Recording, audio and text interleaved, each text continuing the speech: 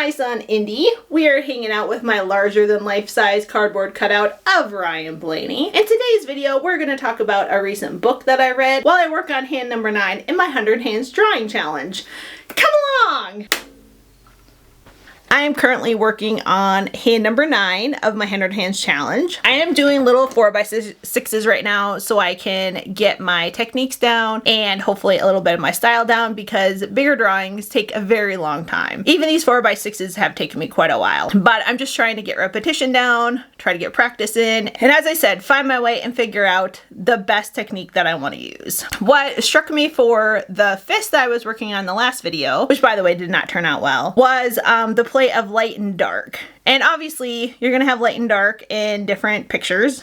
The best ones have a variety of values, but I really wanted to bring out or play with more the values and the light and dark. Try to bring the lights a bit brighter. I don't know if it's necessarily a message, but I want to try to bring vibrancy and a little bit of light into the world. So anyway, this is number 9. I will do a recap and maybe go a little more into it. To tell you the truth, it's not really that deep, so that video will probably be a bit shorter. We'll see. I always want to try to have a message in my work and have some depth and meaning and everything, but really I just want pretty, vibrant, bright things to hang on my walls and things that maybe make me laugh. So anyway, that's a hand. I also wanted to talk about a book that I recently read, which was She Votes by Bridget Quinn. It came up on my library's website during Women's History Month or Women's Month or whatever, so that was quite a while ago. I've had it in my to-read list for quite a while, trying to figure out a time to fit it in with my massive to-read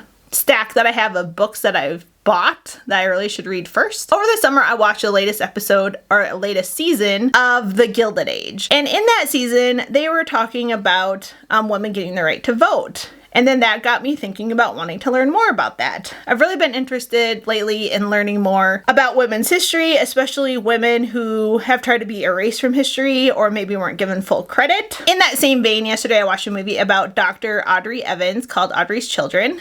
She is the lady that actually created the Ronald McDonald House and also had very effective treatment for a certain type of children's cancer. And you really don't hear about her. You never hear, or at least I don't anyway, about this lady who saw a need and found a way to meet that need for children's families. Getting back to the book, She Votes is obviously about how women won the right to vote. It isn't as dense and as dry as you would think it would be. It's kind of more in the vein of Notorious R.G.B. So it's easy to read. There's a lot of illustrations. There's 100 pieces of art from 100 women artists, which I think is really awesome. For a while it does talk about how women won the right to vote. I didn't realize, or I guess I didn't think about it until I saw it in black and white, just how long women had to fight in order to win the right to vote. It was like 70 years that women were trying to fight and trying different strategies and everything to win the right to vote. And it just told about the struggles. It didn't just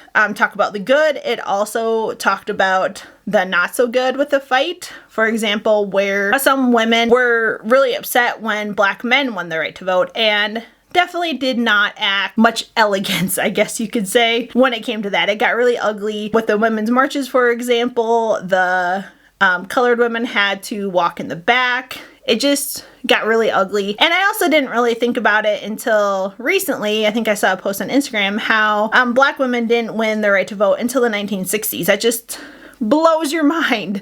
And then the fact that some people want to take that all away, it just is very, very frustrating, but also a little bit hopeful too, because these women really persevered. They kept fighting. They kept trying new things, kept trying different strategies in order to get the right to vote. Another thing I liked about the book is after women won the right to vote, it didn't just stop there. It moved on throughout the rest of history and how different milestones or different fights that women had played into the right to vote.